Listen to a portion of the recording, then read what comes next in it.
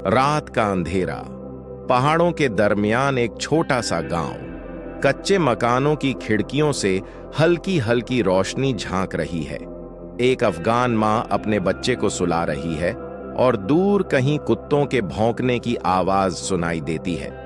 क्या आपने कभी सोचा है कि अफगानिस्तान के गांव में जिंदगी कैसी होती है?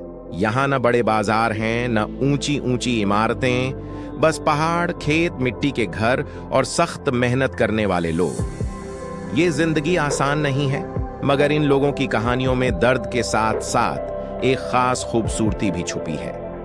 दोस्तों, आज की इस वीडियो में हम आपको ले चलेंगे अफगानिस्तान के उन गांवों में जहां की सुबह बहुत जल्दी शुरू होती हैं और रातें बहुत खामोश।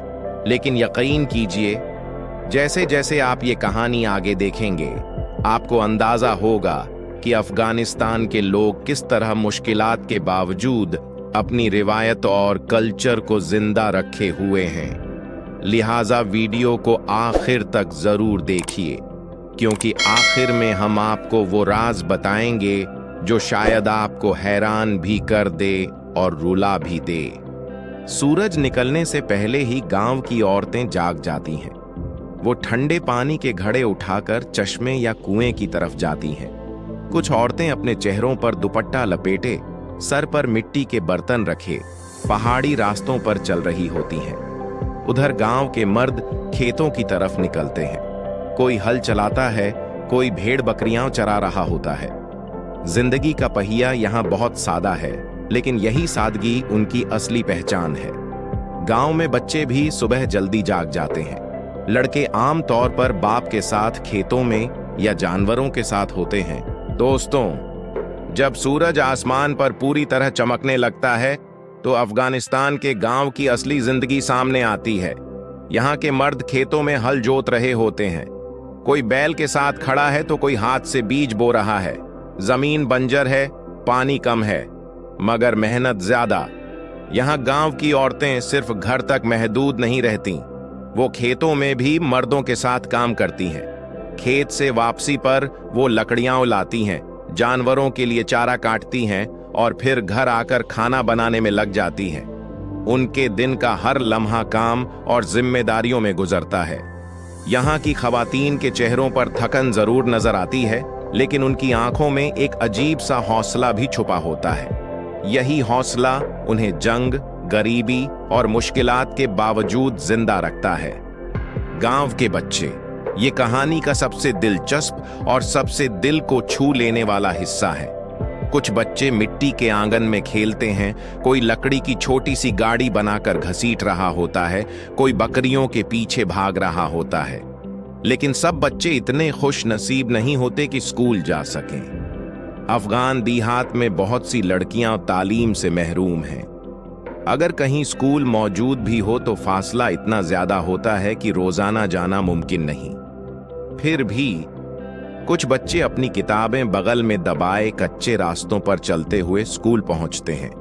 क्लासरूम अक्सर खाली कमरे होते हैं जिनमें फर्श पर बोरी या चटाई बिछी होती है। ब्लैक बोर्ड पर चाक से लिखे गए अल्फाज और उस्ताद की आवाज उनके ख्वाबों को जिंदा रखती है। आपको ये जानकर हैरत होगी कि इन बच्चों की सबसे बड़ी ख्वाहिश डॉक्टर, उस्ताद या इंजीनियर बनने की नहीं, बल्कि सिर्फ ये है कि वो अमन के साथ पढ़ लिख सकें। अफगानिस्तान के देहात का कल्चर बहुत रंगीन है, चाहे गरीबी कितनी भी हो। दोस्तों, जैसे ही सूरज पहाड़ों के पीछे छुपने लगता है, गांव का माहौल बदल जाता है। खेतों से लोग वापस आते हैं, बकरियों के झुंड आंगन में बंधे होते हैं और धुएं की लपटें हर कच्चे मकान से ऊपर उठती हैं। औरतें तंदूर में रोटियां लगा रही होती हैं, चूल्हे पर शोरबा पक रहा होता है और बच्चे खेल कूद के बाद थक कर माओ के पास आ जाते हैं।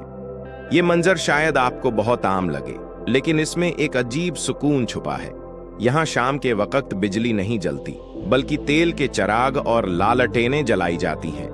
यही रोशनी पूरे घर को रोशन करती है और कभी कभी तो लगता है जैसे ये चराग सिर्फ एक घर नहीं, बल्कि पूरे गांव की उम्मीद जला रहे हों। गांव की सबसे बड़ी खास बात यह है कि यहाँ के लोग मिलजुल कर खाना खाते हैं।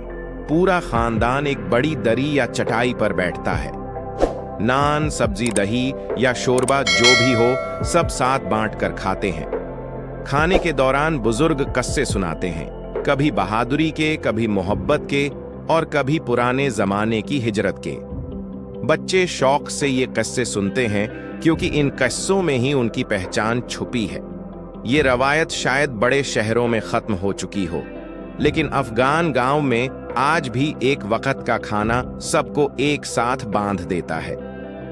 रात के अंधेरे में जब सब सो जाते हैं तो गांव के माहौल में एक गहरी खामोशी छा जाती है। कहीं कुत्तों के भौंकने की आवाज आती है, कहीं हवा में दरख्तों की सरसराहट। कच्चे मकानों के अंदर औरतें अगले दिन के लिए आटा गूंध रही होती हैं। मर्द लकड़ियां समेटते हैं ताकि सुबह आग जलाई जा सके। बच्चे अपनी छोटी छोटी किताबों के साथ सो जाते हैं और ख्वाब देखते हैं कि एक दिन वो भी शहर जाकर पढ़ेंगे। यहाँ की रातें मुश्किल जरूर हैं। सर्दी में कंबल कम होते हैं, गर्मी में मच्छर ज्यादा। दोस्तों, अगरचे अफगान गांव की जिंदगी ज्यादातर सख्त मेहनत और जद्दोजहद से भरी हुई है, मगर उनके कल्चर में खुशी के दिन भी बड़े खास होते हैं। यहाँ शादी हो तो पूरा गांव रंग बिरंगे कपड़ों से भर जाता है। औरतें रंगीन कढ़ाई वाले कपड़े पहनती हैं, हाथों में मेहंदी लगाती हैं और ढोल की थाप पर रिवायती पश्तून या हजारा रक्स करती हैं। गांव में शादी किसी एक खानदान का नहीं, पूरे इलाके का त्योहार बन जाती है। मेहमानों को खाने में ज्यादातर चावल, मटन, पुलाव और कबाब पेश किए जाते हैं। बड़े बड़े देग पकाए जाते हैं और मर्द हाथों से बांसुरी और रबाब बजाते हैं। यहाँ की म्यूजिक दिल को छू लेती है। शादियों में लड़कियां अलग गाती हैं और मर्द अलग, लेकिन खुशी सबकी साझी होती है। इसी तरह त्योहारों पर भी गांव के लोग एक दूसरे के साथ जुड़ जाते हैं। ईद के दिन बच्चे नए कपड़ों में खुशियां मनाते हैं, मर्द एक दूसरे को गले लगाते हैं और औरतें घरों में मीठे पकवान बनाती हैं। मुश्किल हालात और गरीबी के बावजूद ये लोग अपने कल्चर और रस्म रिवाज को नहीं छोड़ते। यही चीज अफगानिस्तान के गांव की जिंदगी को खास और जिंदा रखती है। अफगान गांव की एक और खास बात उनकी रिवायती मेहमान नवाजी है। अगर कोई मुसाफिर उनके गांव में आ जाए तो वो खाली हाथ नहीं जाने देते। चाहे उनके पास कुछ ना हो, वो अपने पास का बेहतरीन खाना उस मेहमान के सामने रखते हैं। यही वजह है कि अफगान समाज सदियों से अपनी मेहमान नवाजी के लिए मशहूर है।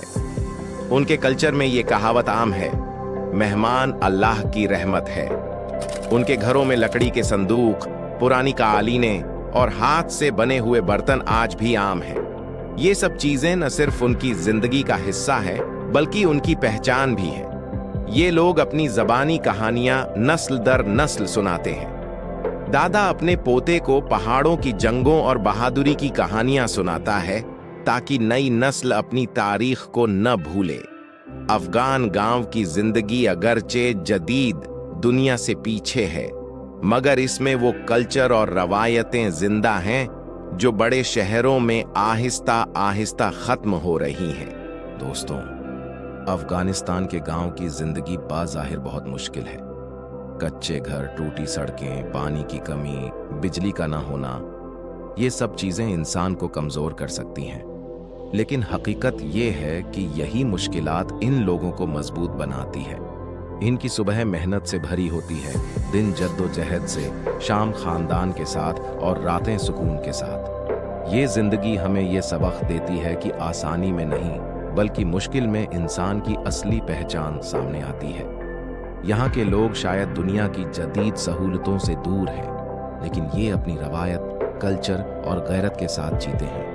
यही चीज इन्हें बाकी दुनिया से मुनफरिद बनाती है। सोचिए, एक अफगान माँ जो सुबह सूरज निकलने से पहले पानी भरने जाती है, एक बाप जो बैल के साथ हल चलाता है, एक बच्ची जो लालटेन की रोशनी में किताब खोलकर पढ़ती है, और एक नौजवान जो ख्वाब देखता है कि एक दिन उसके गांव में भी अमन होगा। ये कहानियां हमें बताती हैं कि असल जिंदगी सहूलतों में नहीं, बल्कि हौसले में है।